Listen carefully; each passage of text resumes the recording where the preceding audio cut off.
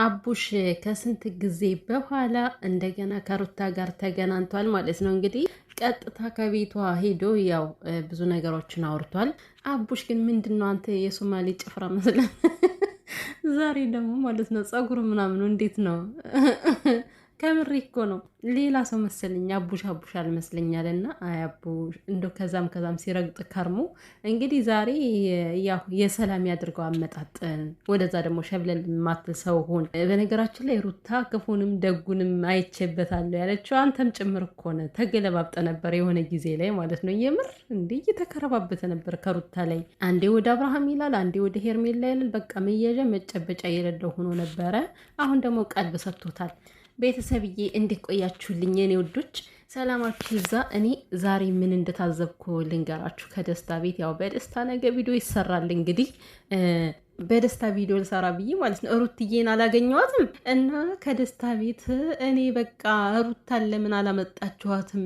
ዝልፍ ርጥ እያሉ ነው በቃ የሩታዬ እህቶችና ቤተሰቦቿ ሩታዬ ሩታዬ ሩታዬ እያላችሁ ያው ድንገት እንግዲህ በአቡሽ ቤት ተከስታለች።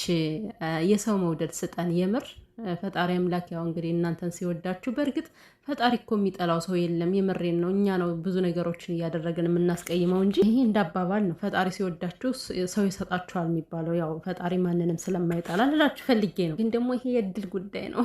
ከምሬ ነው። ሩትዬ ማለት ነው ምንም ብታጠፋም እንዲህ እርግብግብግብግብ የሚልላት ህዝብ ነው ያለና ኮሜንቱ ከላይ እስከታች በቃ ሩታ ሩታ ሩታ ሩታ ሩታ ሆነብኝ ማለት ነው።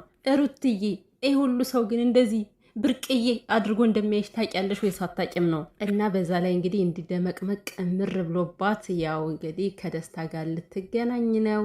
ያው ስለ ደስታም እየተናገረች ነበረ። እኛ ቪዲዮ አንቀርጽም እንታይ አንልም እንጂ ብዙ ነገሮችን ለማስተካከል እየሞከርኩ ነው እያለች ነው ማለት ነው። በነገራችን ላይ ቤተሰብ ያስታውቃል። ሩታ የሆነ ቁርጥ እንዳለላት በጣም ነው የሚያስታውቀው።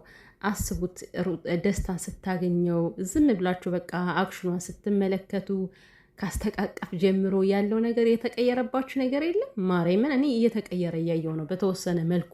ለዛ ነው ብዙውን ጊዜ አሁን ደስታን መቃወም ያቆምኩኝ ከምር።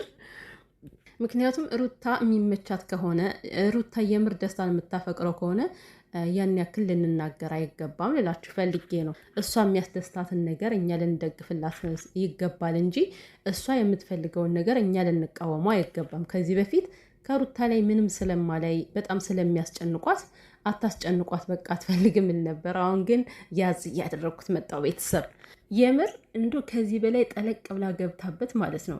ደስታ ጋር የሆነ እንዴት ነው አንድነታቸውን ኦፊሻል ካደረጉ በኋላ በኢየሱስ ስም ሚዲያውን የሚጥለቀለቀው ነው የምላችሁ ቤተሰብዬ።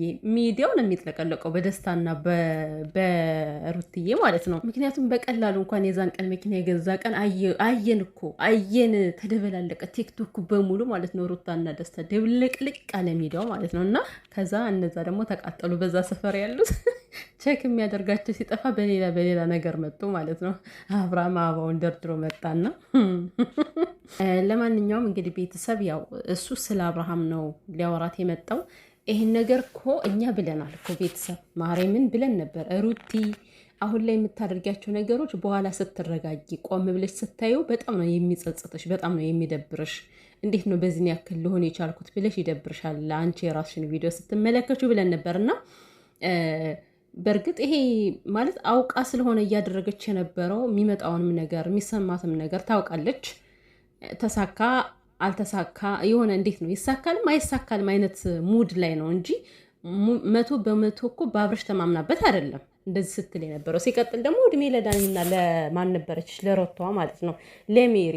እሷ ሳትፈልግ ነበር ይህን ሁሉ ሲያስደርጓት የነበረው እና ተሳክቶ እንኳን ማለት አብረሽ ቢመለስም ሩታ እንዲህ በቶሎ የሆነ ላይክ ውስጧ ሊከፈት አይችልም።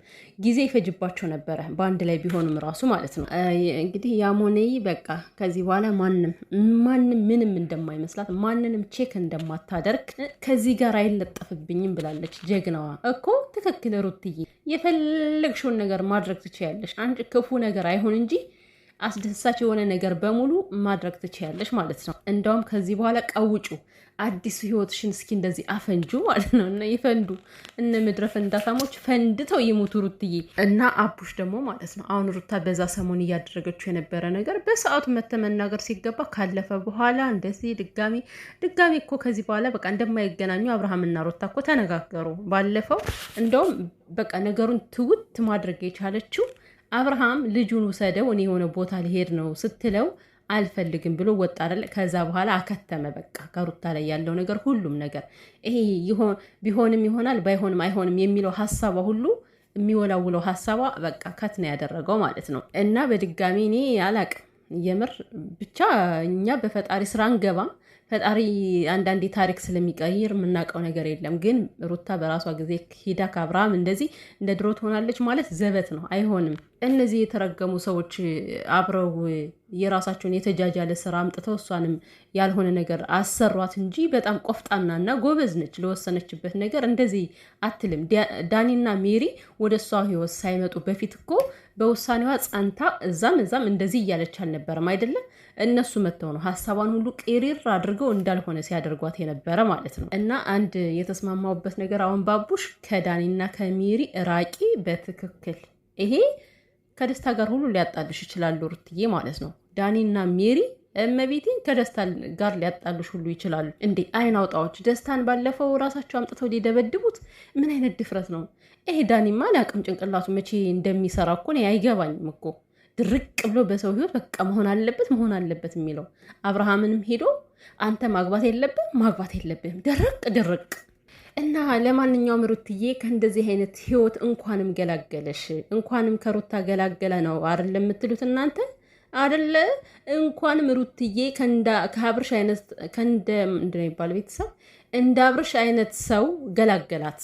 የምሬን እኮ ነው። አብርሽ ማለት ጨጓራ ሲያጨስ ነው የሚኖረው። ልንገራችሁ አሁን ሄርሜላ እኮ በጣም ነው የምጨሰው። ምክንያቱም አንዳንዴ የምትጠይቀውን ጥያቄ በስርዓቱ ራሱ አይመልስላትም እና አስቡት በዛ ሰዓት እናንተ የሆነ ጥያቄ ጠይቃችሁ በስትክክል ካልተመለሰላችሁ የምር ያጨሳል። አብርሃም ሰውን ማጨስ እንጂ እኔ ስማ እንኳንም ገላገለሽ። የምሬ ነው። ምንም የልጅሽ አባት ቢሆንም ማለት ነው ከተደረገብሽ አንጻር ሩትዬ እንኳንም ገላገለሽ። እንዴ አንቺ በራስሽ መቆም የምትቺ ለሁሉም የምትተርፊ በጣም ጀግና ሴት ነሽ። ዛሬ አንቺ ባስተካከልሽው ነገር ነው ሄርሜላ አፏን ሞልታ ወንድምህ ጥሩ ደረጃ እንዲደርስ የምትገፋፋን ሴት ለምን እንደዚህ ትጠላለች ማለት ነው። አቤት የሄርሜላ አደፋፈር እኮ ግን እንዴ አንቺ እኮ ጥሩ ደረጃ የደረሰን የተስተካከለን ሰው ነው የወሰድሽው እኮ በሩታ ቦታ ሆነሽ ማለት አብርሽን እንደዛ ሆኖ አግኝተሹ ልክ እንደ ሩታ አሳምረሹ ከዚህ ደረጃ ላይ አድርሰሹ ሩታ ብትነጥቅሽ ኖሮ ይሄኔ በቃ ተንፈራፍርሽ ሀገር ይያዝልኝ ብለሽ ነበርና ምንድን ነው የሩታን ጥንካሬ ለመናገር ስለፈለኩ ነው። እሷ ማድረግ ከፈለገች ምንም ነገር ታደርጋለች። እግዚአብሔር ይመስገን ደግሞ እስከ ልጇ ብርቅዬ ነች፣ በሰዎች ዘንድ በጣም ተወዳጅ ሴት ነች። እኔ ራሱ በጣም ነው የምወድሽ ሩትዬ፣ ማርያምን በጣም ነው የምወዳት። እና አንደኛ ላይክ በተጎዳችበት ነገር ታሳዝነኛለች። ሲቀጥል ደግሞ ጀግና ናት፣ በቃ ጀግና ቆራጥ